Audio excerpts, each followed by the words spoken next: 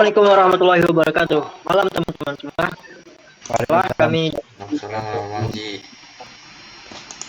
baiklah, kami dari kelompok 2 SSD RA akan menampilkan hasil codingan praktikum minggu lalu yang berada modul 9, modul 9 yang berjudul Vacation Tree atau pohon keputusan.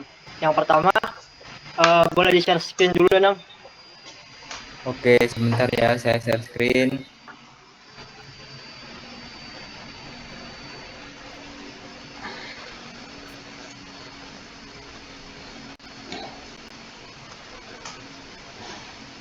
Oke, apakah sudah terlihat? Oke, sudah terlihat, Nang. Oke, yang pertama kode ini akan dijelaskan oleh Ocha. Pada Ocha dipersilahkan. Baik, untuk codingan pertama kita itu kita bakal mengekspor library dari ISRR dan library dari PR.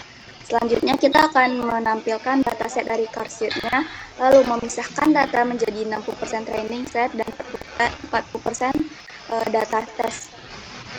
Bisa dilihat dari tampilan di situ bahwa itu data dari CarSheet-nya. Selanjutnya codingan selanjutnya ada attach CarSheet. Di situ hasil dari codingan akan menampilkan tabel menunjukkan beberapa garis pertama dari dataset CarSheet yang telah dipisahkan menjadi training set dan test set. Data terdiri dari beberapa kolom seperti sales, comprise, income, advertising, dan lain-lainnya. Selanjutnya, codingan selanjutnya kita akan memanggil library dari tree dan setelah dipanggil kita akan menampilkan summary dari data CarSheet melalui tree. Dapat dilihat di situ ada minimum, quartile, median, min, dan maksimal. Model pohon keputusan telah dibangun dengan menggunakan variabel server, price, comprise, income, population, dan advertising. Terdapat 12 node terminal dalam pohon. Defisit residual rata-ratanya adalah 3.692. Selanjutnya kita akan menampilkan box dari data tersebut. Dapat dilihat pada layar di depan itu ada plot dari tree CarSheet-nya. Plot dari pohon keputusan telah dibuat bersama dengan teks menunjukkan informasi tentang setiap node pada pohonnya. Setiap kotak dalam pot mewakili sebuah node atau titik keputusan dalam pohon. Node yang tidak memiliki cabang lagi disebut sebagai node terminal atau daun. Ini adalah titik akhir dari pohon dan di sini dilakukan prediksi untuk setiap observasinya.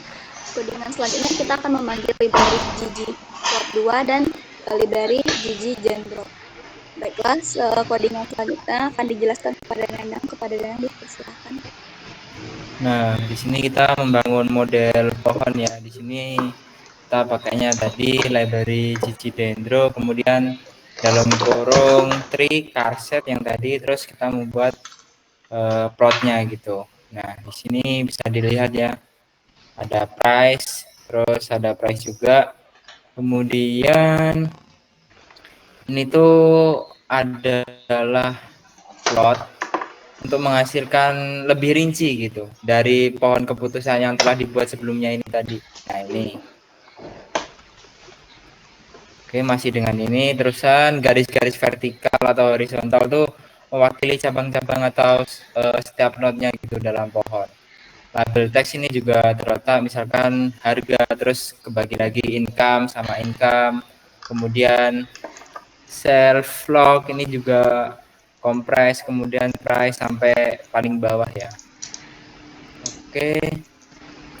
Kemudian ini ada codingan selanjutnya yaitu print CarSheet, kemudian predict dalam kurung tree CarSheet new data, kita panggil lagi CarSheet test, kemudian MSE-nya tuh rumusnya min dalam kurung CarSheet dot test dollar set, kemudian min price CarSheet pangkat 2.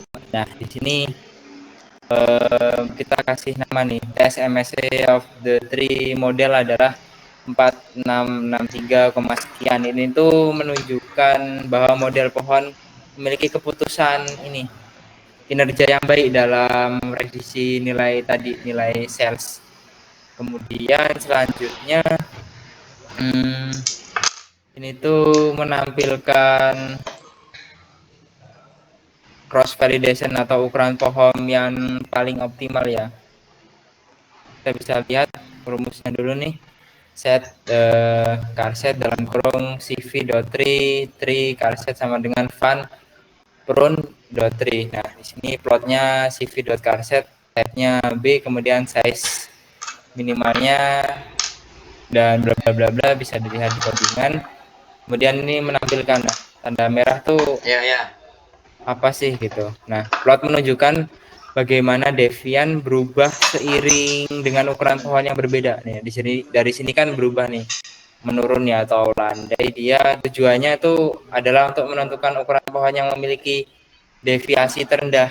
Nah, di sini deviasi terendah tuh dikasih label merah. Nah, bisa dilihat ini kan terendah nih. Nah, labelnya merah. Kemudian hasilnya tuh dengan devian terendah disimpan dalam variabel size min yang tadi ini nih. Nah, udah dikasih label merah. Kemudian selanjutnya untuk bagian size untuk bagian plot ini ya rumusnya yaitu atau codingannya size, kemudian dalam kurung cv carset dollar size devian cv carset dollar def dan bla bla bla bla. Nah, di sini tuh menunjukkan apa sih warna hijau dan biru ini.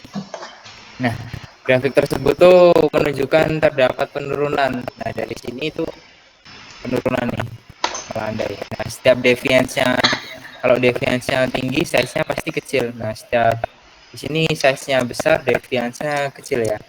Kemudian setelah mencapai ukuran tertentu, penurunan devian menjadi lebih lambat. Nah, di sini bisa dilihat nih. Tekan dari angka 1250 tuh dia melandai. Terus ini kan melambat, terus turun lagi. Nah, di sini melandai, melambat. Kemudian oleh karena itu dapat disebutkan bahwa terdapat ukuran yang optimal di mana deviance mencapai nilai minimum. Nilai minimumnya tuh nah di sini. Oke, selanjutnya ini masih dijelaskan saya atau tidak ya? Masih Nang. Masih ya, oke. Selanjutnya yaitu model grafik ini nih. Nah, prune.carset sama dengan prune.tree, kemudian tree carset base size-nya size minimum ya. Terus plotnya prune.carset teksnya dalam kurung prune carset pretty 0 teksnya 65. Nah, di sini tuh terbagi nih. Self block bed medium. Di sini ada press yang di sebelah kiri, pohon sebelah kiri. Terusan kompresnya tuh bisa dilihat tuh lebih kecil dari 120,5. Terusan teksnya tuh di bawah 92,5. Nah, intinya tuh apa sih gitu? Tabel atau grafik pohon ini, tree ini. Nah, kode ini tuh memangkas sebuah pohon yang sebelumnya. Nah, di sini kan ada tuh prune. Itu artinya memangkas ya atau memotong. Kemudian agar lebih sederhana gitu, nggak terlalu banyak. Kemudian dilihat sekarang kan garis-garis yang lebih sedikit nih. Ini kemudian teksnya juga kita tambahin. Oke, kemudian selanjutnya masih sama, kita panggil dulu library ggplot2 terusan ggdendro. Di sini ada codingan bla bla bla bla. Nah, di sini tuh menunjukkan apa sih? Itu mewakili cabang-cabang dari node dalam pohon tadi. Label-label menunjukkan informasi tentang setiap bagian dari pohon seperti variabel dan nilai pemisahan dari setiap kode. Misalkan di sini price tuh apa sih? Dia tuh income, terus income-nya tuh bagi lagi dari value atau nilai 6,7. Yang di sebelah kiri itu pasti lebih kecil. Nah, sebelah kanan kan 9,36. Berikutnya masih sama nih, income 5,52, terus yang di sebelah kanan 7,65 dan seterusnya. Mungkin codingan selanjutnya bisa dijelaskan oleh rekan saya. Nah, oke, kita ke codingan selanjutnya ya. Nah, di situ kan bisa terlihat ada codingan prune itu. Nah, codingan ini itu akan menghasilkan nilai MSE-nya itu dari model keputusan yang udah dipangkas di data ujinya. Nah, MSE-nya itu adalah ukuran seberapa baik model yang dapat diprediksi dengan nilai penjualan atau sales-nya berdasarkan fitur yang ada dalam dataset. Nah, kita bisa lihat ya kalau nilai tes MSE-nya itu ada 4,66 dan bla bla bla. Dan ke codingan selanjutnya, di sini kita manggil library-nya dulu ya, ada library tree dan dplgr, dan juga manggil library string r-nya gitu, sama ggplot2. Nah, selanjutnya kita manggil datasetnya. Nah, di data ini tuh penjualannya itu penjualan itu adalah variabel continuenya. Jadi bisa dimulai dengan dikodekan kembali dengan variabel biner, dan selanjutnya kita ke setup initial tree-nya itu dengan codingan tree height gitu bla bla bla. Nah, sini tuh digunakan gitu fungsi tree-nya itu sesuai dengan pohon klasifikasi untuk prediksi height tree-nya dengan semua variabel kecuali sales ya. Nah, sintaks fungsi tree-nya itu mirip dengan fungsi lm. Kemudian codingan selanjutnya itu menampilkan summary-nya. Nah, itu akan dicantumkan gitu variabel yang digunakan dengan node internal di pohon, jumlah node terminal dan tingkat dari kesalahannya. Terus ke codingan yang selanjutnya ya, ada set.seed itu dan bla bla bla. Kita bisa lihat ya tes prediksinya dan nilainya ada 104, 13, 33, 50. Nah, kode ini tuh menghasilkan tabel konfusi yang menunjukkan jumlah prediksi yang sesuai dan yang nggak sesuai dengan nilai aktual dari height pada data ujinya. Nah, jumlah prediksi yang sesuai dan yang nggak sesuai itu digunakan untuk mengevaluasi kinerja model dari prediksi nilai height-nya. Nah, kemudian ke codingan selanjutnya ya yang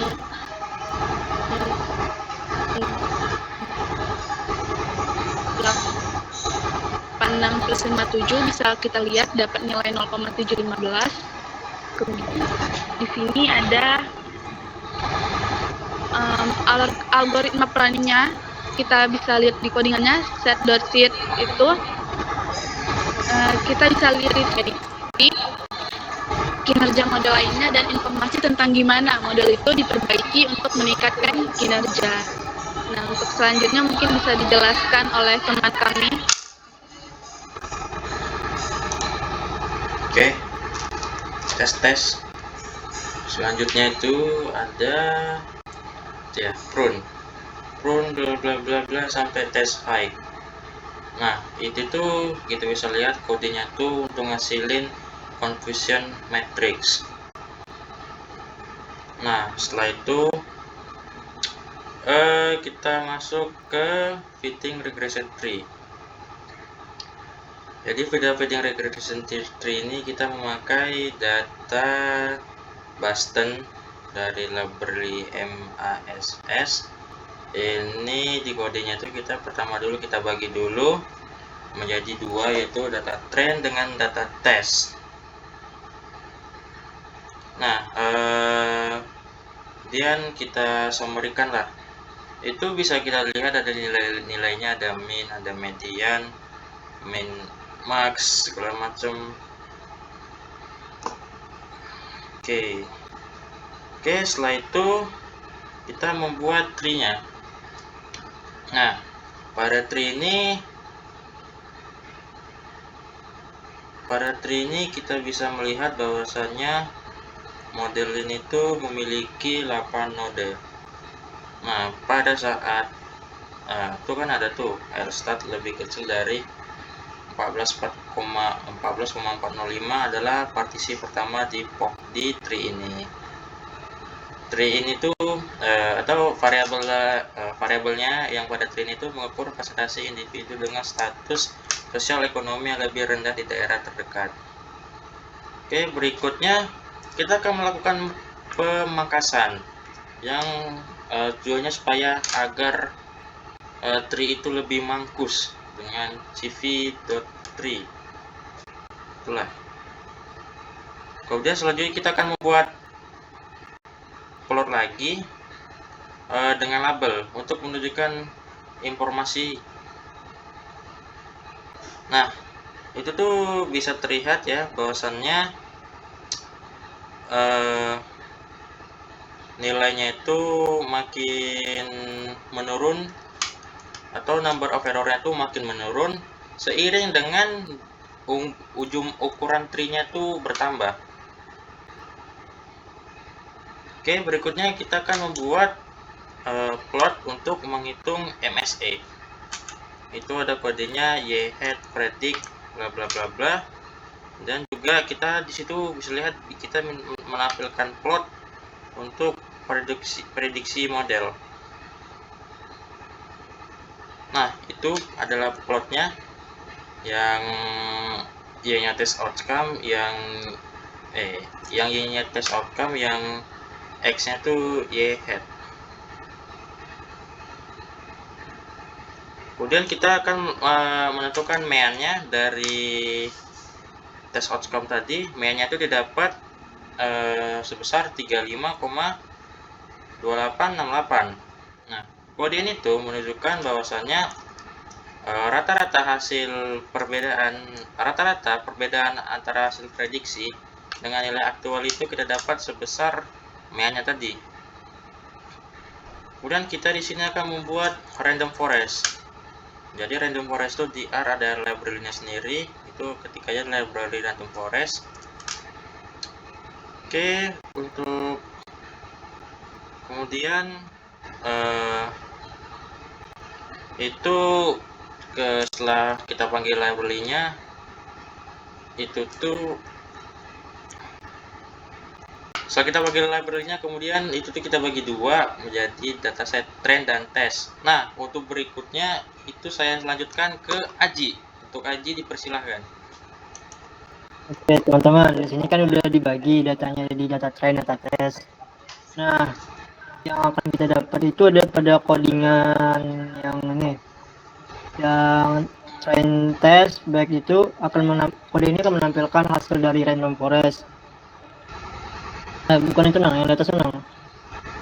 Oke nih, kode itu akan menampilkan hasil dari random forest di mana datanya di split jadi 13 dan menghasilkan mean residual sebesar 11,33119 dan di situ ada persentase per explained. Artinya di situ ragam itu dapat dijelaskan sebesar 45,26%. Kode lanjut ke bawahnya. Nah, pada kode yHead predict back mean yHead test itu kita mendapatkan nilai yang menunjukkan mean square error regression tree sebesar 23,4579. Oke, boleh dilanjut Nang. Pada kode selanjutnya itu forest random forest maxview yHead dan ke bawahnya itu akan menampilkan nilai yang menunjukkan regression tree sebesar 19,8837. Lanjut Nang. Itu important ya. Oke, pada important ini kita akan melihat adanya nilai dari prime, zn, indus, cache, rm dari nilai variabel yang lainnya. Terus pada bagian terakhir kita akan menampilkan for import forest, artinya kita menampilkan bentuk random forest dari variabel-variabel lainnya. Oke. Setelah itu ada perbedaan. Jadi gini, pada akhir praktikum dari praktikum ini ada perbedaan antara data sudah melewati tahapan pre-processing dengan data yang tidak melewati pre-processing. Perbedaannya antara data yang sudah melewati tahap pre-processing dengan yang tidak terletak pada kode Chang yang ke-16 setelah melakukan pre-processing dengan awal yang sebelumnya kode bagian tugas praktikum. Data yang telah melalui tahap tersebut menghasilkan model location tree yang lebih akurat dan dapat memberikan hasil yang lebih tepat dan dapat dipercaya dibandingkan dengan data yang belum melalui tahapan tersebut. Jadi kalau kita melakukan pre-processing terlebih dahulu, data tersebut akan menghasilkan model yang lebih tepat dan akan menghasilkan nilai yang lebih akurat gitu. Jadi kesimpulannya, lebih baik kita melakukan data yang baik itu adalah data yang dilakukan yang melalui pre-processing terlebih dahulu. Mungkin sekian persentase dari kelompok kami pada malam ini. Jika ada salah dan janggal, kami mohon maaf. Assalamualaikum warahmatullahi wabarakatuh.